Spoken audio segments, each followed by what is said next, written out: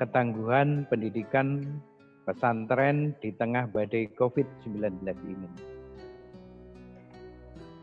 Ada dua hal terkait dengan pesantren, bahwa dari zaman ke zaman pesantren ini telah kita akui bahwa pendidikan dan sistemnya telah mampu mengantarkan para santrinya menjadi santri yang tangguh, menjadi tokoh yang kuat, menjadi tokoh yang handal, bahkan tidak hanya tingkat regional, nasional, bahkan mendunia dari para tokoh pesantren ini.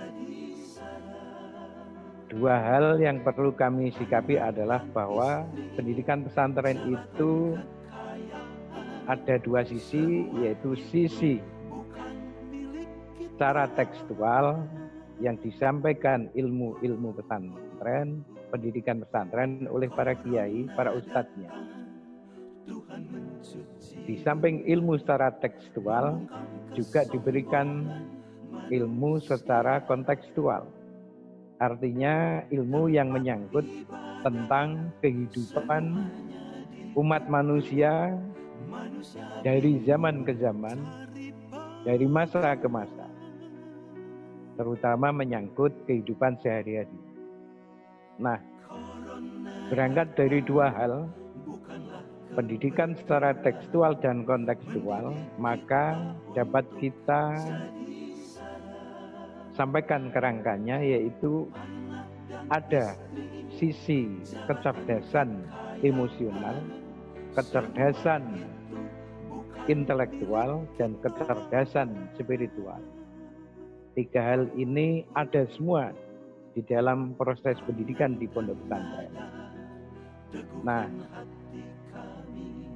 anak-anak telah diberikan pendidikan dari sisi kecerdasan intelektual, ilmu pengetahuan, knowledge, baik ilmu umum di pesantren diberikan. Bahasa Inggris, matematika, biologi, fisika, kimia, bahkan robotika. Sekarang sudah banyak pesantren yang ikut andil, ikut tampil di dunia internasional. Tidak hanya itu, olimpiade sains, pondok-pondok pesantren sudah ikut andil, anak-anak santrinya ikut tampil. Itu namanya kecerdasan intelektual, tentang knowledge yang diberikan oleh para kiai kepada santrinya. Kemudian kecerdasan emosional itu menyangkut terkait dengan hati, terkait dengan emosional.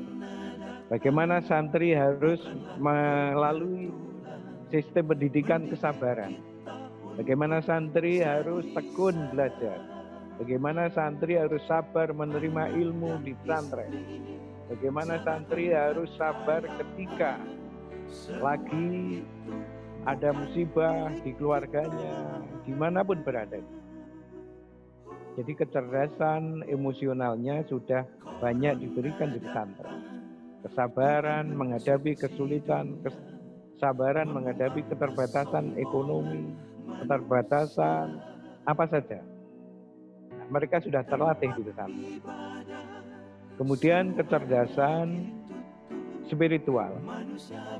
Di pesantren di samping ilmu-ilmu secara tekstual yang diberikan oleh para kiainya, mereka juga diberikan ilmu-ilmu spiritual.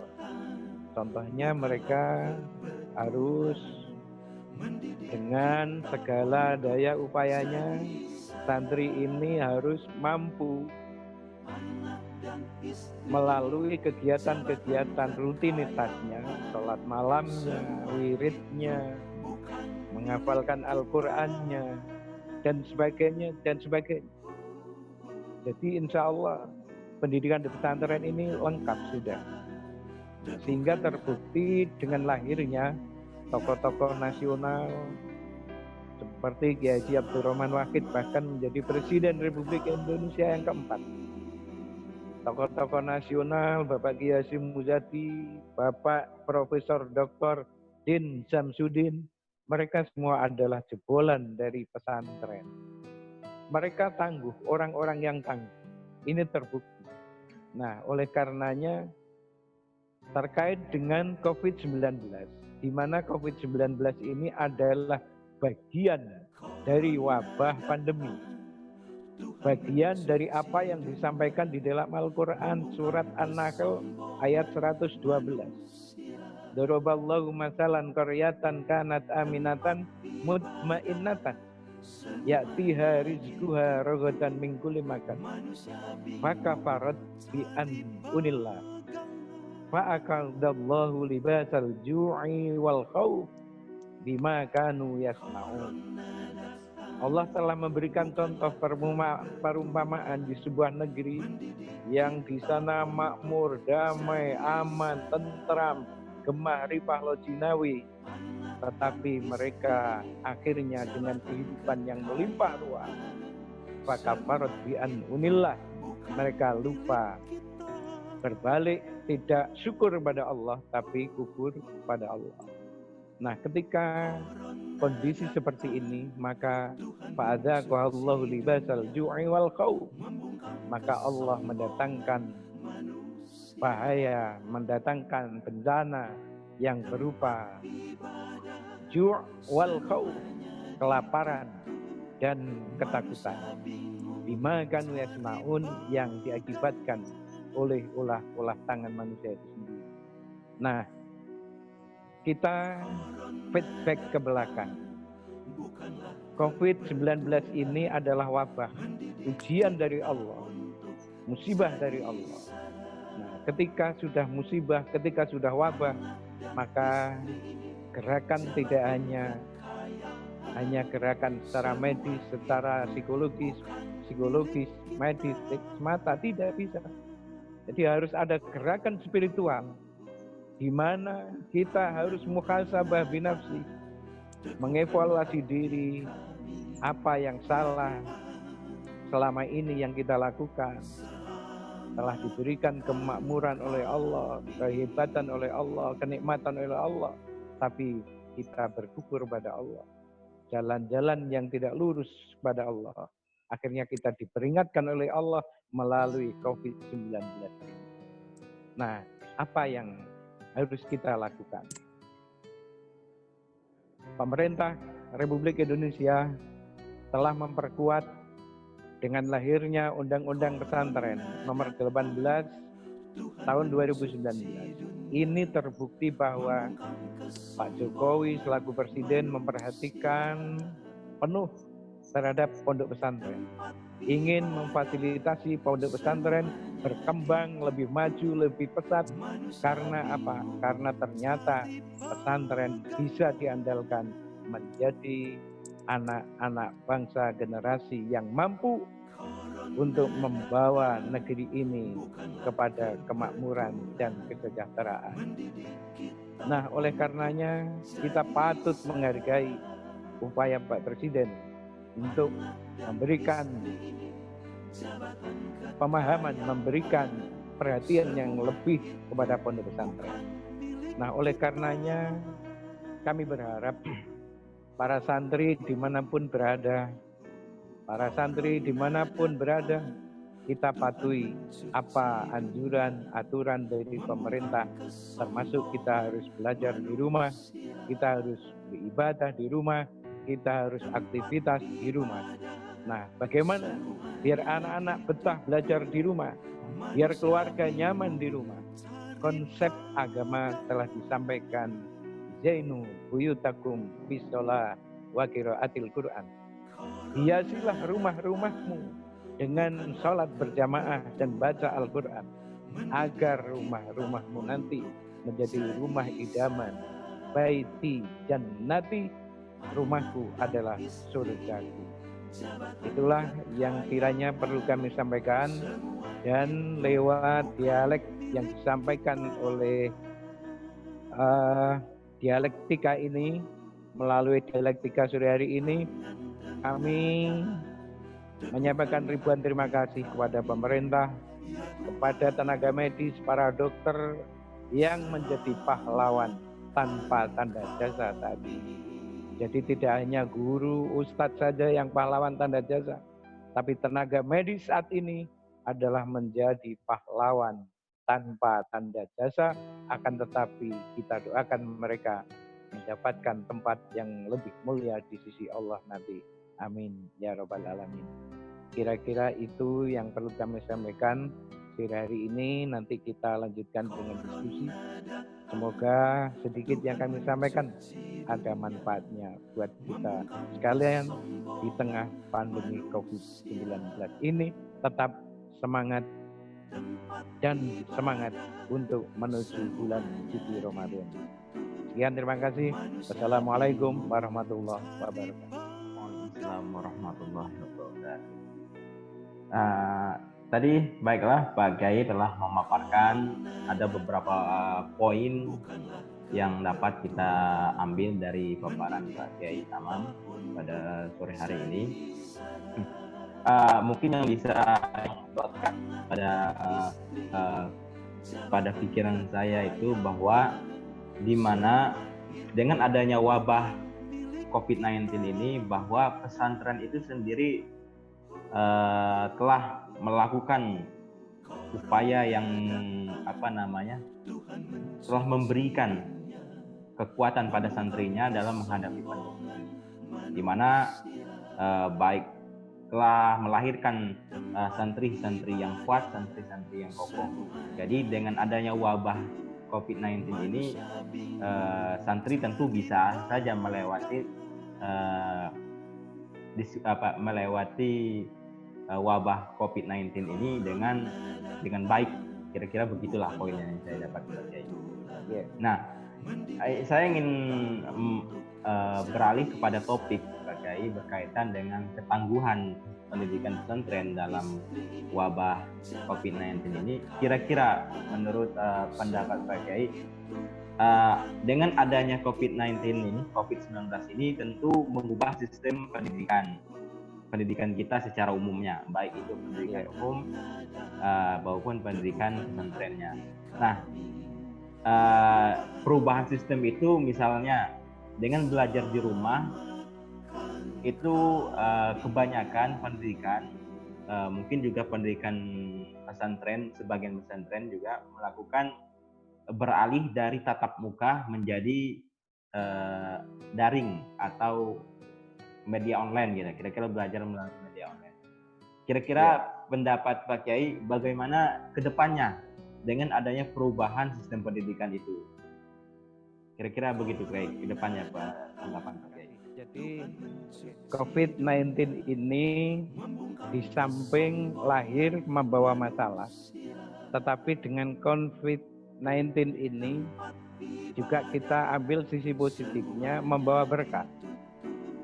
Kenapa membawa masalah? Akhirnya menjadi masalah besar, tidak hanya Indonesia tapi bahkan dunia. Semuanya disibukkan oleh persoalan COVID-19. Menjadi berkah ternyata disadari atau tidak, bahwa dengan adanya COVID-19 ini berkah yang diperoleh oleh banyak orang. Antara lain banyak bermunculan orang-orang bersedekah, di mana-mana bersedekah. Bahkan anak-anak kecil mengeluarkan tabungannya untuk bersedekah. Ini adalah pelajaran baru. Ternyata orang bersedekah itu terkadang tergugah, terpanggil ketika ada musibah. Yang kedua, diantaranya membawa berkah adalah dengan sistem pembelajaran daring bagi para santri dan para anak-anak secara umum di Indonesia ini, pembelajaran daring mau tidak mau menuntut anak bahkan yang di daerah-daerah terpencil pun harus belajar secara daring. Ini artinya apa? Artinya membuka wacana, bahkan membuka sistem baru di pendidikan di Indonesia, bahkan di pesantren. Artinya apa? Pesantren kalau dulu terkesan pesantren itu adalah all of date atau out of date. Pesantren terkenal kumuh, terkenal tidak bersih, terkenal sistem pendidikannya kolot, kuno. Tapi ternyata sekarang anak-anak pesantren sudah pandai. Dengan adanya COVID-19 ini, mau tidak mau semuanya harus belajar dengan ilmu pengetahuan, dengan knowledge, dengan IT, dan sebagainya. Ini artinya membawa berkah secara ilmu pengetahuan. Di samping berkah-berkah yang lain, bagi masyarakat Indonesia, ini sebelum bulan suci Ramadan sudah diberikan sedekah, diberikan amal-amal, diberikan kepedulian, termasuk sembako dari pemerintah negara Republik Indonesia ini. Ini luar biasa. Dan itulah konsep agama sebetulnya yang diajarkan di pesantren. As-sodaqatu taf'ul bala, untuk menghilangkan bala, bahaya, menghilangkan musibah, maka perbanyaklah sedekah. As-sodaqatu taf'ul bala. Nah itu. Nah akhirnya orang sadar bahwa kita harus peduli terhadap Islam.